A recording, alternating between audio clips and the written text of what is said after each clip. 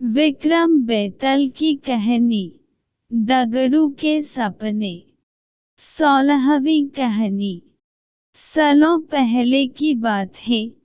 चंदनपुर नाम के एक गांव में दगड़ू नाम का लड़का रहा करता था। वह बहुत ही आलसी और कमचोर था। दगड़ू के आलस और दिन रात सोने की आदत से उसकी बूढ़ी माँ परेशान रहती थी। किसी तरह वो दर्जी का काम करके अपन परिवार चलती, लेकिन दगड़ू पर इसका कोई असर नहीं पड़ता। वो तो बस दिन रात सोता और सपने देख करता था। लेकिन सबसे अनोखी बात यह थी कि जब भी वो कोई अनहोनी या बुरी घटना से जुड़ा सपना देखता, तो कुछ घंटों बाद वह सपना सच हो जाया करता था। एक दिन रोज की तरह दगड़ू सो रहा था। अचानक उसे सपना आया कि एक लड़की की शादी में डाकू आए और सारा सामान लूट कर ले गए। जैसे ही सुबह हुई, उस आलसी लड़के को सपने में देखी लड़की अपने घर में नजर आई। वो लड़की अपनी शादी का जोड़ लेने दर्जी के पास आई थी। लड़की को देखते ही दगड़ू उसे तुरंत अपने सपने के बारे में बताता है। लड़की परेशान होकर घर जाती है और घरवालों को सारी बात बताती है। सब लोग सपने की बात सुन तो लेते हैं, लेकिन उस पर विश्वास नहीं करते और कुछ ही घंटों बाद लुटेरे शादी का घर और बारातियों को लूटकर चले जाते हैं।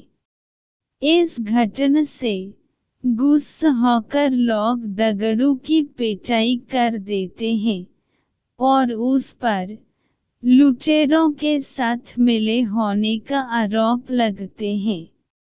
इसके बाद दगड़ू को कुछ दिनों बाद एक और सपना आता है। इस बार दगड़ू अपनी ही पड़ोस की चौधराइन के नए मकान में आग लगने का सपना देखता है। दोपहर के समय जब वो आलसी लड़का घर से बाहर निकलता है, तो उसे चौधराइन मोहल्ले में नए घर की खुशी में मिठाई बांटती और लोगों को गृह प्रवेश समारोह में न्योता देती नजर आती है। महिला को देखते ही उसके पास दगड़ू भाग चला जाता है और उसे अपने सपने के बारे में सब कुछ बता देता है। महिला दगड़ू पर नाराज होकर वहां से चली जाती है, लेकिन समारोह से पहले घर को आग से बचने का पूरा बंदोबस्त कर लेती है। लेकिन फिर भी दगड़ू का सपना सच हो जाता है और चौधराइन का घर जलकर राख हो जाता है। ऐसा सालों तक चलता जाता है। हर बार दगड़ू बुरा सपना देखते ही लोगों को सतर्क करने के लिए पहुंच जाता, लेकिन आखिर में उसे ही लोगों के गुस्से का शिकार होना पड़ता।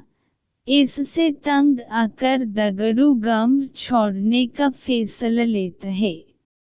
वो गांव से दूर एक दूसरे राज्य में चला जाता है। यहाँ अपन पेट पालने के लिए दगड़ू नौकरी ढूंढने लगता है। किस्मत से उसे एक राज्य के यहाँ चौकीदार का काम मिल जाता है। दगड़ू को नौकरी मिलने के कुछ दिनों बाद ही राज्य को सोनपुर गांव निकलना होता है। सोनपुर जाने से एक दिन पहले की रात दगड़ू को सपना आता है कि सोनपुर गांव में भयानक भूकंप आए और वहां कोई भी जिंदा नहीं बचा। जैसे ही सुबह राज्य की सवारी सोनपुर की तरफ रवाना होने लगती है, तो दगड़ू फटाफट राजा के रथ के पास पहुंचकर उन्हें अपने सपने के बारे में बताता है और उन्हें सोनपुर जाने से रोक लेता है। अगले ही दिन राजा के पास समाचार पहुंचता है कि उस गांव में भूकंप आने के बाद कोई भी जिंदा नहीं बचा। पूरा गांव श्मशान में तब्दील हो गया। समाचार मिलते ही राजा चौकीदार को अपने दरबार में बुलवाते हैं। सोनपुर में आए भूकंप से बचने के लिए वो दगड़ू को कीमती जेवर देकर नौकरी से निकाल देते हैं। इतनी कहानी सुनकर बेताल चुप हो जाता है। कुछ देर बाद वो राजा विक्रम से पूछते हैं, बताओ, दगड़ू को उपहार देने के बाद नौकरी से क्यों निकाल दिया गया? सवाल सुनते ही राजा विक्रमादित्य जवाब देते हैं कि उसे जेवर राजा की जान बचाने के लिए दिए गए और चौकीदारी करते समय सोने के लिए उसे नौकरी से निकाल दिया गया।